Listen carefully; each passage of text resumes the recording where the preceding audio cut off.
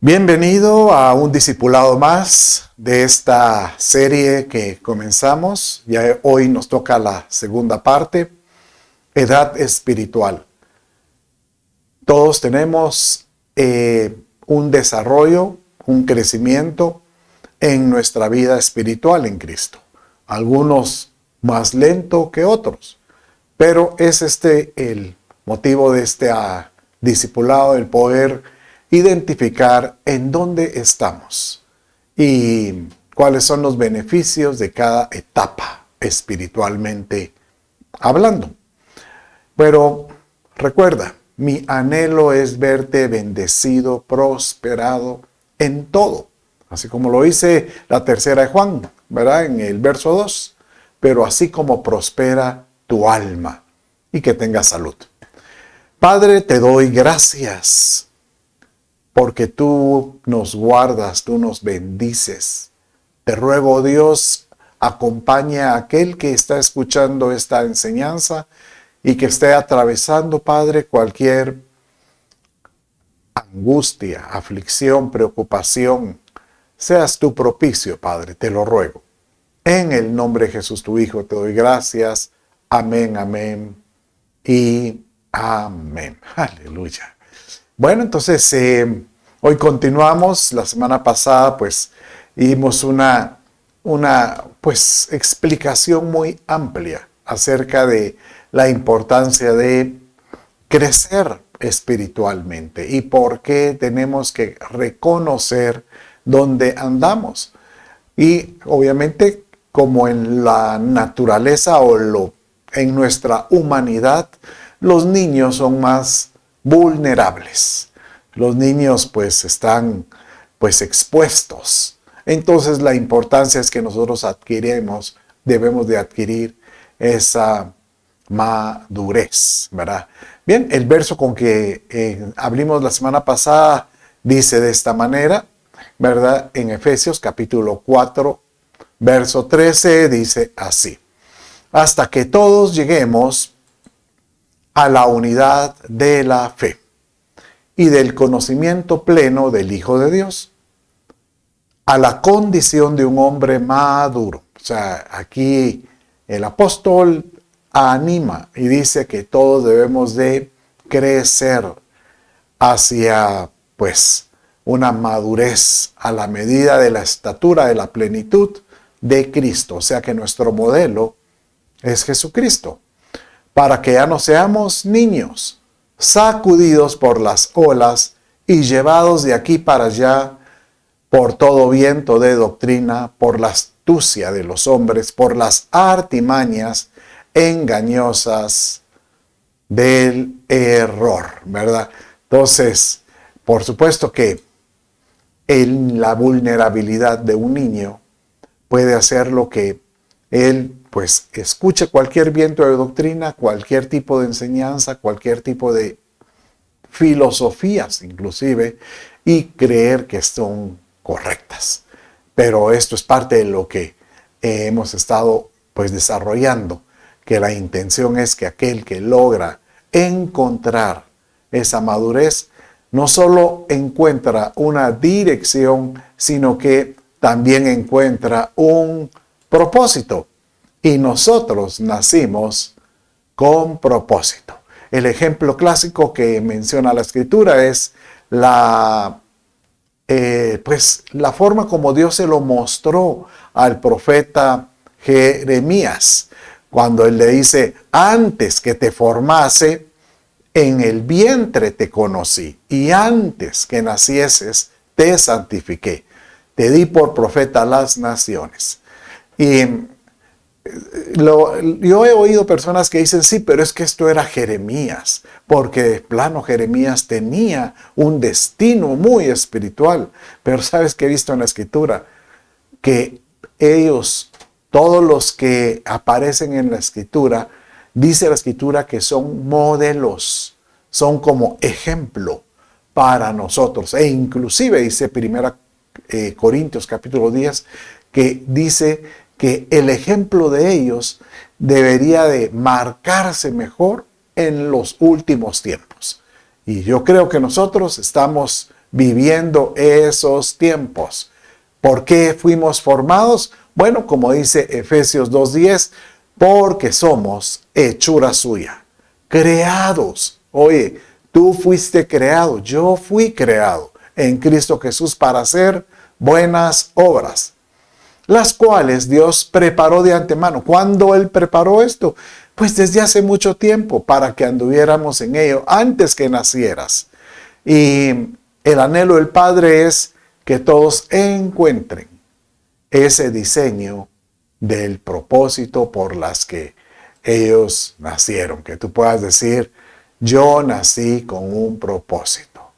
Y no implica esto de que si tienes que ser demasiado santo o un servidor en alguna iglesia contratado. No, que tú puedas decirle, Señor, solo permite que yo sea útil.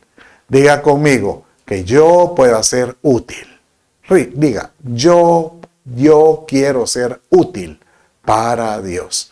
Y esto es lo que prácticamente vino a decir Isaías cuando él decía, nosotros que fuimos llamados, nacimos con un llamado. Y en este caso, pues Isaías 49, verso 5 dice de esta manera. Y ahora dice el Señor, el que me formó desde el seno materno, o sea, desde ese vientre, para ser su siervo, para hacer que Jacob vuelva a él y que Israel se reúna con él, porque honrado soy a los ojos del Señor y mi Dios ha sido mi fortaleza. Aquí Isaías como profeta, él anda diciendo, yo entendí después que yo vine a esta vida, a esta pues existencia, para poder reconciliar a Jacob, que pueda reconciliar a Israel para con Dios. Y de alguna manera nosotros pues tenemos esa figura y la de María, de que nosotros fuimos llamados para ayudar a aquella persona que a lo mejor no ha encontrado su propósito, tal vez no conoce a Jesucristo, pero tú puedes ser ese instrumento, tú puedes ser esa herramienta útil para que esta persona encuentre ese sentido a la vida. Qué lindo sería que todos pudiéramos decir, yo encontré sentido en mi vida. En estos días he estado platicando con una persona que yo recuerdo que él fue muy usado, pero muy útil. Pero ahorita está en una situación en que él dice que su tiempo de servicio ya terminó. Y yo insisto, todos tenemos que seguir dando fruto. La importancia que debe tener un creyente es que él, aunque haya sido útil para Dios en una oportunidad, él puede seguir dando fruto. Si eso es algo hermoso que hizo el Padre. Él nos dio el fruto del Espíritu para que, ¿cómo manifestamos que el Espíritu está vigente en nosotros? Porque está pues vivo y se manifiesta en el fruto del Espíritu. O sea que está dando fruto, ¿verdad? ¿Cuál es el destino? O sea, ¿cuál es? Pues ya vimos que la estatura del modelo perfecto es Jesucristo. Pero ese es prácticamente nuestro destino cuando hemos visto esa secuencia que viene desde un embrión hasta llegar a ser un hijo huíos. El hijo huíos es casi como aquel que tiene la madurez plena, que ya se convierte hasta como un padre. ¿Dónde encontramos esto en huíos? Pues es cuando la iglesia que ha sido arrebatada dice que tiene que pasar el tribunal de Cristo. Pero una parte de esa confrontación en el tribunal de Cristo van a ser aprobados. Y estos aprobados son los huíos. Y eso es lo que dice aquí Apocalipsis 12:5. Y ella dio a luz un hijo que regirá con vara de hierro todas las naciones. y su hijo fue arrebatado para Dios y para su trono. O sea, ahí en esa dimensión aparece lo que es el rapto.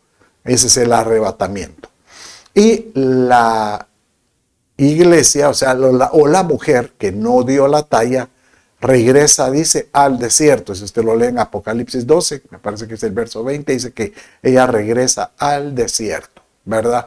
Donde Dios la sustentó, o sea, Dios no la descalificó, no. Dios la guardó porque dice, tienes otra oportunidad, ¿verdad? Bueno, entonces, siendo así, las etapas de un niño, conforme a lo que aparece en la Escritura, las hallamos de esta manera. Acompáñeme. Empezamos viendo la semana pasada como embrión. De ahí aparece la Escritura que existe el feto maduro. De ahí aparece el recién nacido. Y de ahí para abajo las características de todo niño. Un niño que se está desarrollando, un niño que es vulnerable, la humildad de un niño o su nobleza, le llamaría yo, el niño confiado, el niño inocente y el niño como una etapa muy importante en el creyente. De ahí se desarrolla y llega a ser un muchacho noble. Después encontramos la etapa de un joven osado, y después el joven ejemplar, para llegar a ser el huíos, el hijo maduro que va de la mano con el padre. Entonces, para esto hemos dado esta figura que usted tiene ahí en su pantalla. Empieza, pues no aparece el embrión, pero del embrión pasa al recién nacido, de ahí a las diferentes etapas de niño, de ahí de muchacho, y hasta llegar a ser un hombre maduro espiritualmente hablando. Qué lindo saber de que Dios se preocupa tanto por una iglesia, y el anhelo del Padre es encontrar a una iglesia desarrollada. ¿Sabe que en en Cantar de los Cantares, porque la secuencia de Cantar de los Cantares, también ahí encontramos una relación de un amado con su amada. Y la amada, pues, es la Sulamita, que es figura de la iglesia. Y el amado, que es el rey, o el rey Salomón, es figura de Jesucristo. Entonces, ese desarrollo de esa Sulamita, como él la encuentra, desde el capítulo 1 hasta el capítulo 8, encontramos que ella va desarrollándose.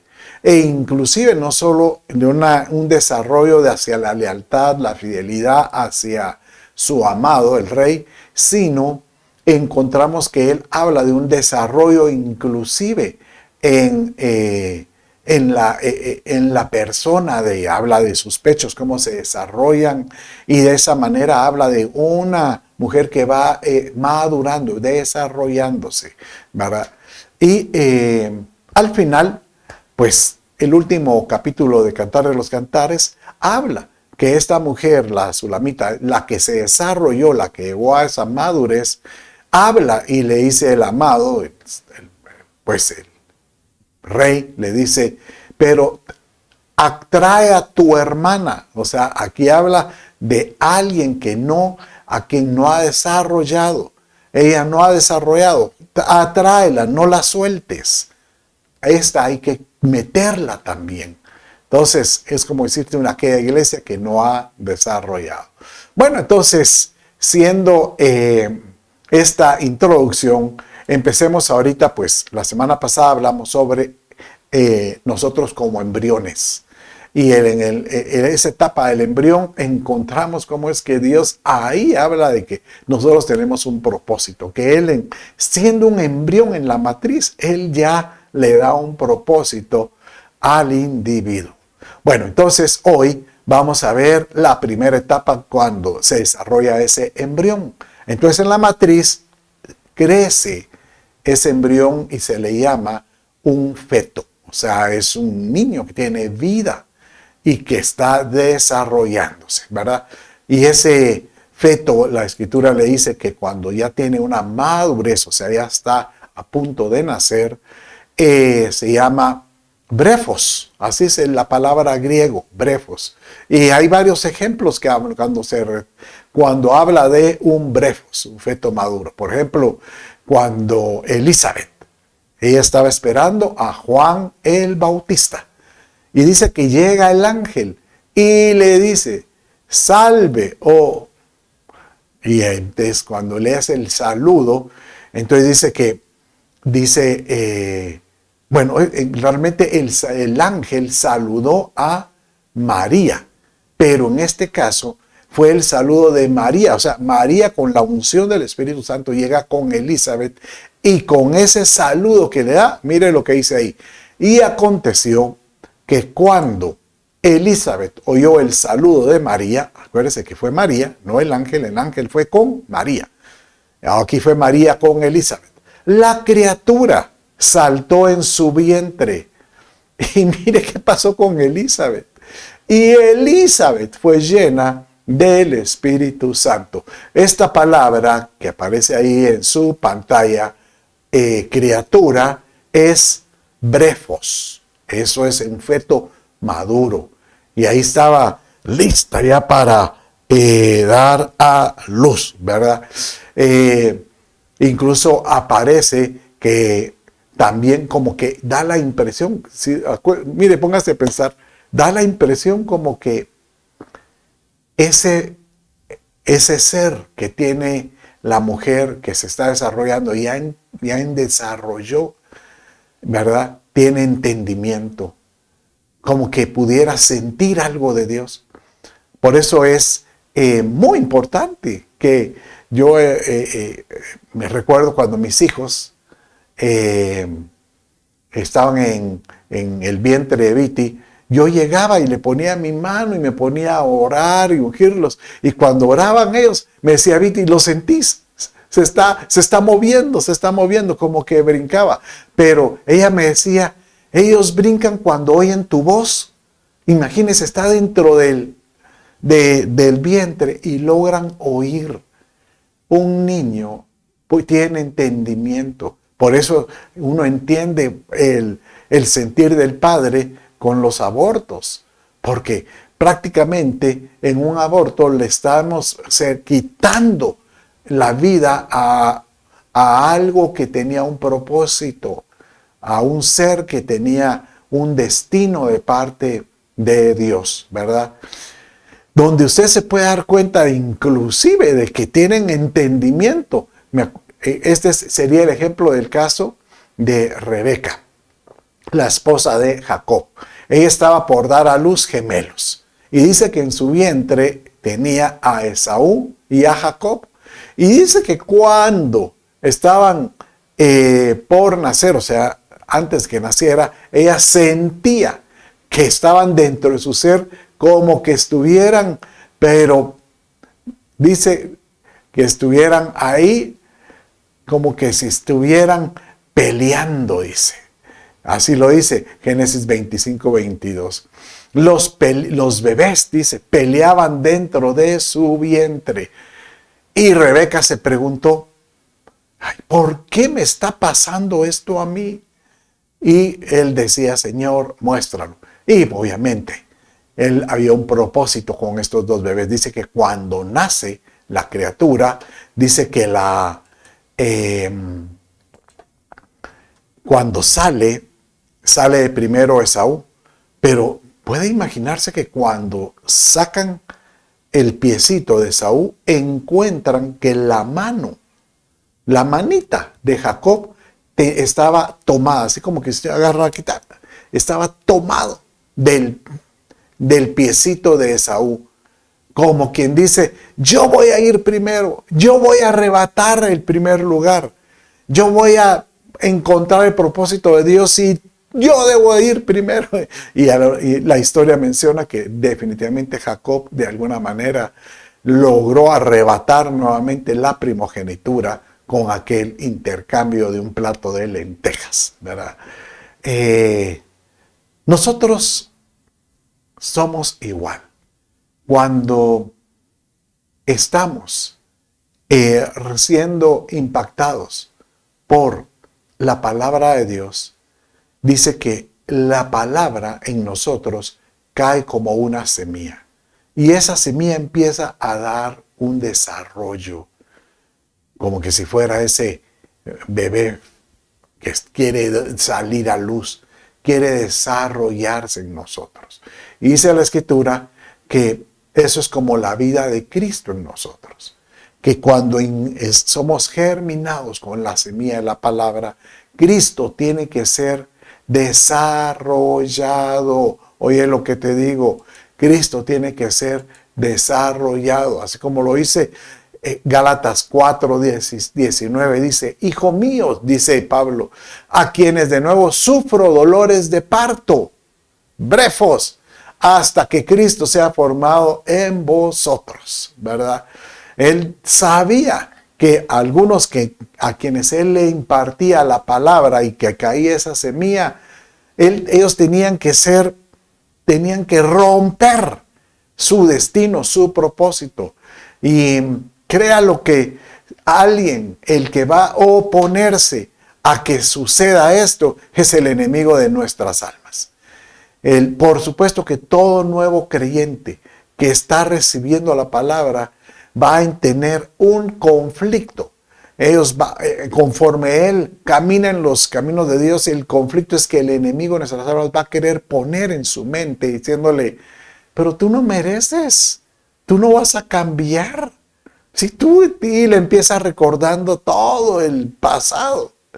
Y si ese bebé no ha sido cuidado, tenga por seguro que va a ser almuerzo del enemigo. Y hay muchos que regresan, o sea, hay muchos que, como la semilla que cae en la tierra, que quiso empezar a dar raíces, se levantó, pero como no había tierra, pues se secó, ¿verdad?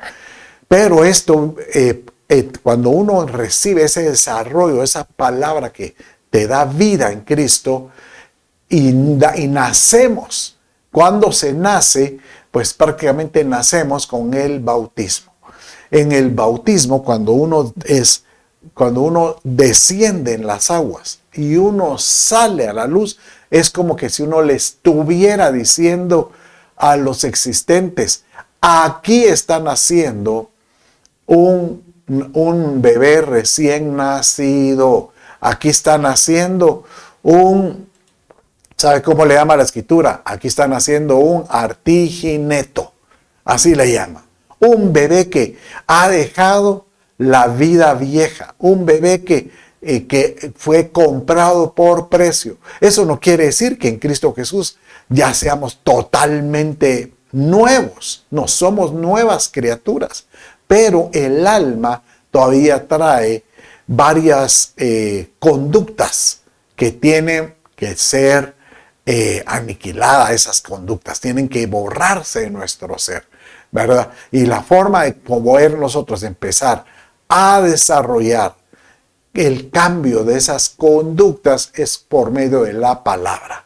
La palabra de Dios se convierte en nosotros como un alimento que ayuda a transformar ese recién nacido. Por eso dice 1 Pedro capítulo 2, verso 2 y 3 de esta manera: desead como niños, como artiginetos, como recién nacidos, niños recién nacidos, la leche pura de la palabra, para que por ella crezcáis para salvación, si es que habéis probado la benignidad del Señor. Qué curioso, porque se supone que uno dice: pero si aquí tiene a Cristo en el corazón, ya es salvo.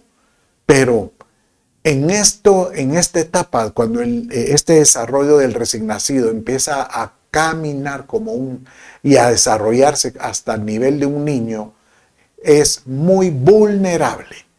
Y oiga lo que le digo: sí hay posibilidades que el enemigo arrebate la salvación. No, pero si la salvación es un regalo, Dios no la dio. Claro, por supuesto, Dios dice: yo a ti te he comprado por precio y te tengo guardado. Pero Él siempre dejó el libre albedrío. Él deja que el creyente que decide, todos decidimos, y aquel creyente que decide darle la espalda al Señor, obviamente pierde la benignidad. Por eso dice aquí, si habéis probado la benignidad del Señor, o sea, aquel que empieza en los caminos del Señor, nosotros le amamos porque Él nos amó primero. Él en su bondad, como Él dice que Él es benigno, Él en su bondad nos atrajo, nos sedujo. Y la intención del Padre es guardarnos y protegernos. Pero aquel que quiera salirse, el Padre le dice, yo te quiero proteger, yo te tengo aquí entre mis brazos, en mis alas, dice, alas de amor, como la niña guarda sus polluelos, así te quiero. Pero si un polluelo decide, toma la voluntad, la decisión de salirse de esa cobertura, puede ser expuesto a que sea maltratado. Y esto es el ejemplo que sucede en Ezequiel capítulo 4, Ezequiel capítulo 16, verso 4. Aquí habla exactamente de estos artiginetos que no han sido cuidados, artiginetos que han decidido no dejarse cuidar tal vez, o a lo mejor alguien que tenía la responsabilidad de cuidarlo al nacer no lo hizo. Y el ejemplo que menciono dice aquí en este verso, mire cómo lo dice. En cuanto a tu nacimiento, el día que naciste, no fue cortado tu cordón umbilical, ni fuiste lavada con agua para limpiarte. No fuiste frotada con sal, ni envuelta en pañales. Ningún ojo se apiadó de ti para hacer por ti alguna de estas cosas, para compadecerse de ti, sino que fuiste echada al campo abierto. Campo abierto es como la figura del mundo. Fuiste echada al mundo porque fuiste aborrecida el día en que naciste. ¡Wow! La verdad que qué declaración más dura.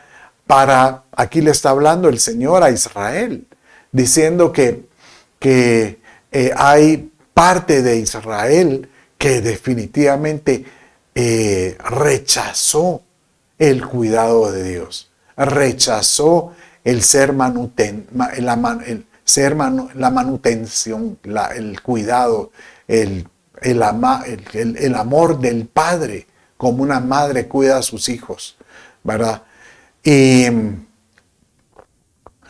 aquí quiero pararme un poco y animarte a que cualquiera que está caminando en los caminos del Señor y se suelta de su iglesia local o de un líder o de su grupo, o a lo mejor dice, no, yo ya no necesito porque ya me di cuenta que puedo caminar solo viendo un programa, oyendo una enseñanza virtual, y yo no me aparto que podamos crecer en la palabra, pero el riesgo que hay es que alguien tiene que ayudar a cambiar ese pañal, por ejemplo, a cuidar ese niño, ese bebé que está desarrollándose, que el bebé se pueda manifestar, que pueda llorar, cuando llore, que alguien lo cuide.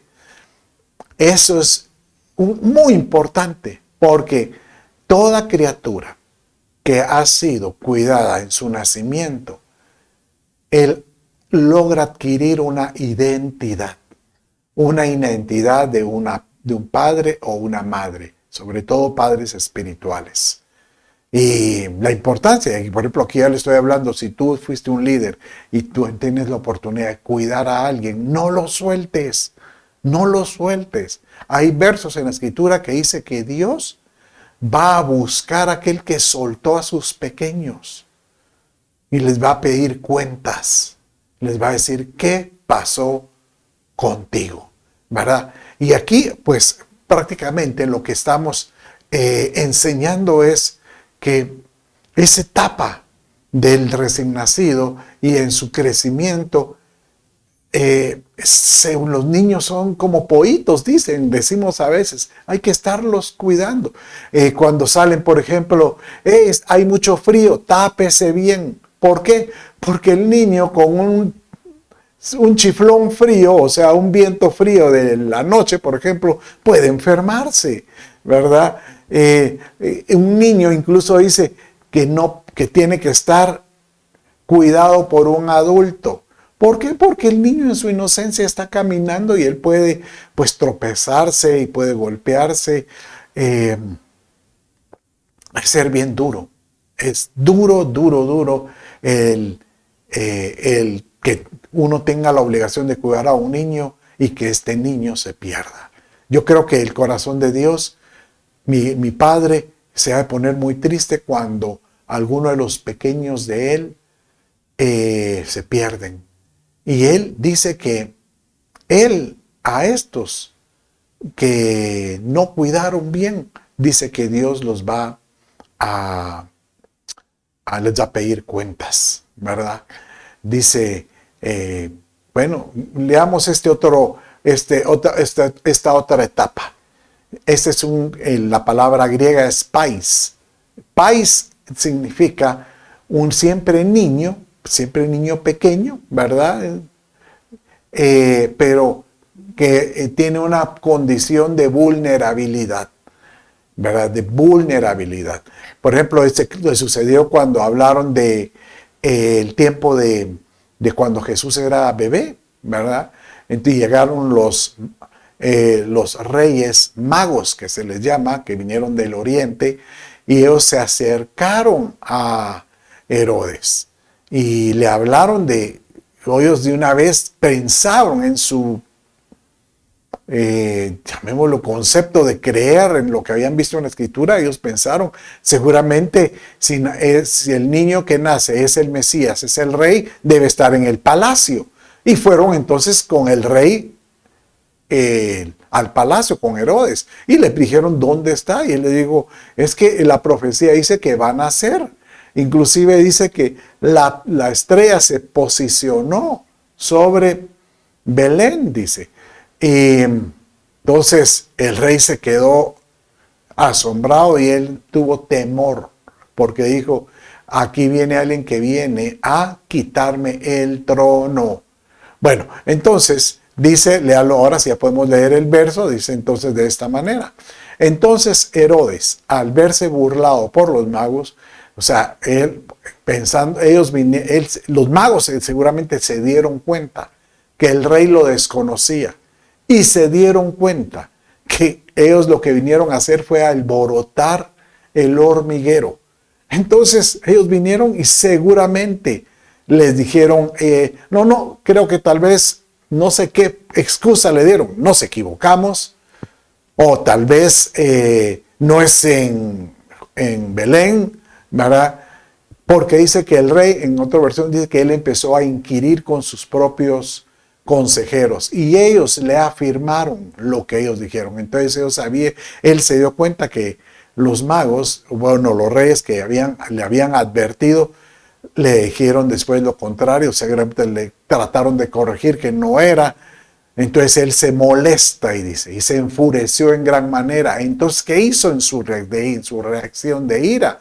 Mandó a matar, dice, a todos los niños que habían en Belén y en todos sus alrededores de 2 años para abajo, según el tiempo que había averiguado de los magos. O sea, él vino y calculó qué edad podrían tener. Y dice, inclusive esto es fue una profecía.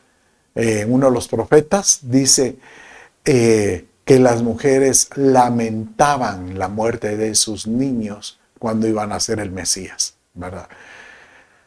¿Por qué es tan importante el cuidar a un niño? ¿Por qué es tan importante cuidar a porque el Señor mismo dijo que ay de aquel que sea tropiezo de uno de mis niños, de estos niños pequeños, sea tropiezo.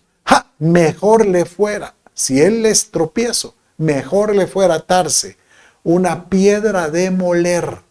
Imagínense una piedra de moler, no de las piedras pequeñas que usted ha visto en el mercado, no. En ese entonces la piedra de moler era una piedra que tal vez tendría 2 metros de alto y giraba sobre un eje masticando el maíz que llevaban las personas del pueblo. Llevaban ahí y pasaba la rueda de piedra, mascaba hasta que convertía en harina el trigo o la semilla que llevaran, puede ser cebada, trigo, bueno, y esa piedra era enorme. Entonces el Señor le dije, mejor le fuera que se ponga una de esas piedras al cuello y se tirara al fondo de la mar.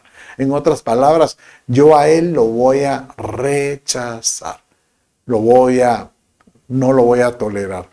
Incluso, ¿por qué un niño en ese entonces hay que cuidarlo? Tiene que tener una supervisión, porque el niño en su confianza, en su forma de ser, van a tratar siempre de vivir bajo llamémosle su libertad que tienen. Es una libertad permitida, pero que tienen que estar supervisada, ¿verdad? Y eso le pasó. Jesús dice que esta misma palabra, pais, ¿verdad? No solo es de un niño de 2 años, sino dice que se utilizó la misma palabra pais cuando Jesús cumplió 12 años.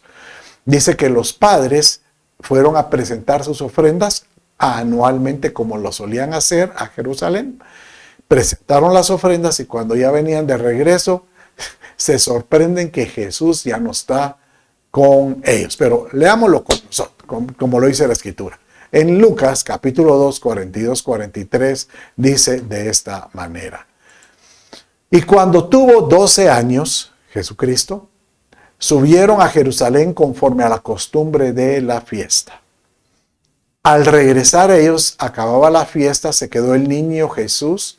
Bueno, acuérdense que no era Jesucristo, era Jesús. Porque Cristo es el Mesías. Él todavía aquí, pues no era el Mesías, no había entregado su vida para poder ser la redención. Entonces era su figura ahorita es como humano, Jesús. Entonces el niño Jesús se quedó en Jerusalén sin que lo supiesen, imagínense, sin que lo supiesen José y su madre. O sea que, imagínense qué cuidado, qué supervisión de adulto. Pero aquí hay un mensaje lindo porque da a entender que inclusive cuando llega a esa edad de 12 años, a esa edad cuando está terminando la etapa de niño para llegar a entrar a ese muchacho mancebo, por eso se llama adolescente, muchacho adolescente, porque adolescencia significa que adolece la etapa de niño y adolece la etapa del adulto. Entonces entra en una etapa en que está, que es como un joven que es osado, que yo hago esto, pero aquí habla de un niño que todavía ya está entrando a esa etapa, de que vive despreocupado. Y dice que a los 3 días, imagínense la preocupación de los padres, va de buscarlo en Jerusalén, que en 3 días después lo hallaron en el templo, sentado en medio de los doctores de la ley, oyéndoles y ellos preguntándole. Y bueno, ellos le dijeron, Jesús, no tienes cuidado de nosotros. Y él le dice, es que yo estoy en los negocios de mi padre. Pero, aunque esa era una respuesta correcta, era una respuesta inmadura. Porque él todavía era un hijo de casa. Él todavía era un hijo de gobierno.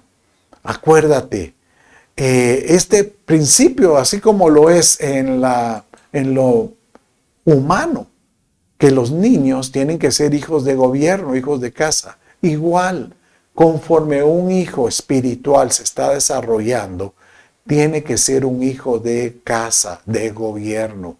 Yo vuelvo a insistir y vuelvo a animar a que tú puedas encontrar una familia espiritual donde encuentres una casa y padres que puedan cuidarte, guardarte. No te vuelvas despreocupado, no te vuelvas como el llanero solitario, yo puedo solo, no. es muy importante el mantenerse vinculado. Esta palabra es muy importante. ¿Sabe por qué es tan importante? Porque en Primera Tesalonicenses, capítulo 4, capítulo 4, capítulo 5, habla sobre el arrebatamiento, sobre la iglesia que va a ser arrebatada. Pero en el capítulo 5, verso 12, habla cuando Pablo exhorta y entonces él le dice, bueno, ya que les expliqué quiénes son los arrebatados, cómo es que ellos tienen que vivir como hijos de luz, ahora les doy el consejo a ustedes para que ustedes participen de este llamado, cómo poder participar. Y lo primero que le dice en el verso 12 del capítulo 5 es, reconozcan a quienes te dirigen en el Señor. Reconoce a aquellos que tienen contigo un vínculo. Eso es lo que se llama, y reconocer es tener un vínculo para que te pueda exhortar y amonestar.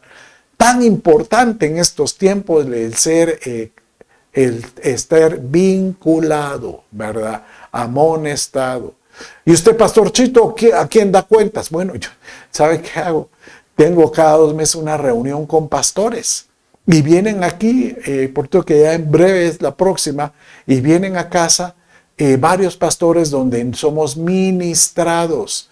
Llegan profetas también que nos revelan lo que el Padre quiere para con nosotros. Y así pues estamos vinculados. Muy importante, ¿verdad? El tener ese vínculo. Bueno, hoy vamos a ver entonces el último. Vamos a ver si es el último. Sí, hoy vamos a ver, pues ya vimos el artigineto, ¿verdad? Vimos el brefos, que era el feto maduro, el artigineto, que es el recién nacido, y vimos el que le llamaron pais, que es como un niño que es vulnerable, y ahora vamos a ver el otro concepto de niño que aparece en la escritura. Y la escritura le puso, la palabra griega es paidion, que es otro niño, pero desde el punto de vista que ya no es vulnerable, que ya no es despreocupado, sino que es una actitud de niño, la humildad de un niño. Mire cómo dice Mateo capítulo 18, 2 y 5. Aquí aparece este verso, dice de esta manera, léalo conmigo.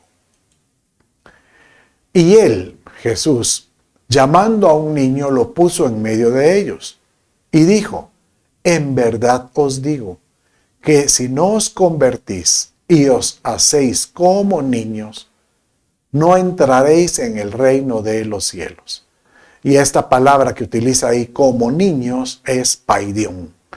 Así que cualquiera que se humille, la humildad como este niño, el que se conduce como un niño, deseoso de tener un padre, deseoso de tener una dirección, deseoso de estar vinculado, que esté dispuesto a ser humilde para vincularse. Ese es el mayor que el reino de los cielos. Y el que reciba a un niño como este en mi nombre, a mí me recibe.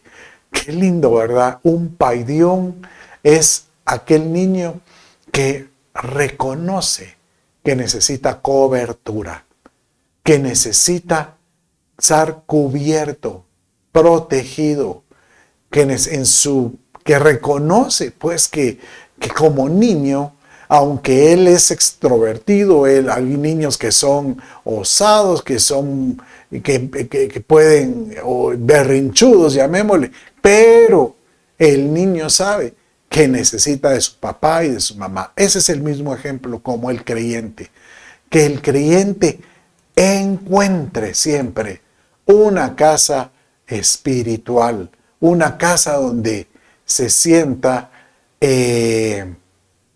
digno de participar de ella.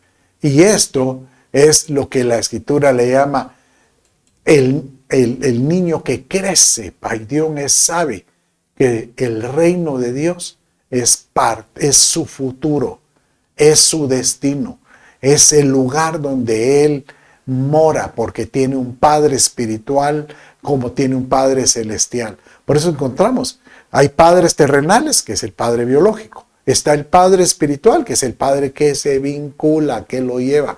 Y está el Padre celestial, que es el Padre de nuestras almas. Así siempre hay ese tipo de tres en todos lados, ¿verdad? Pero en este caso, este niño sabe que tiene padre biológico, que es el padre terrenal,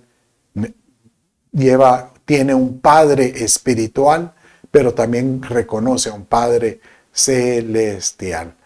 Y aquí esto aparece cuando, pues, algunos niños se acercaron a Jesús y los discípulos empezaron a rechazarlos. No sé, porque el maestro está muy ocupado. Él está ahorita atendiendo las cosas del reino. Entonces el maestro se dio cuenta y les dijo, ¿ustedes qué? ¿Ustedes quiénes son? Dejen que los niños se acerquen a mí. Entonces dice aquí este verso, y léalo conmigo, dice aquí. Entonces le trajeron algunos niños para que pusieran las manos sobre ellos y orara. Y los discípulos los reprendieron. Uy, estos discípulos. Pero Jesús dijo, dejad a los niños y no les impidáis que vengan a mí. Porque de los que son como estos, es el reino de los cielos. Entonces, mire qué linda esta observación, porque aquí habla de que son niños que estuvieron dispuestos, obviamente bajo la dirección, o sea, estos niños iban dirigidos por un padre o una madre. Señor Jesús, ¿puedes orar por mi hijo? ¿Puedes orar? Y el Señor Jesús ponía sus manos.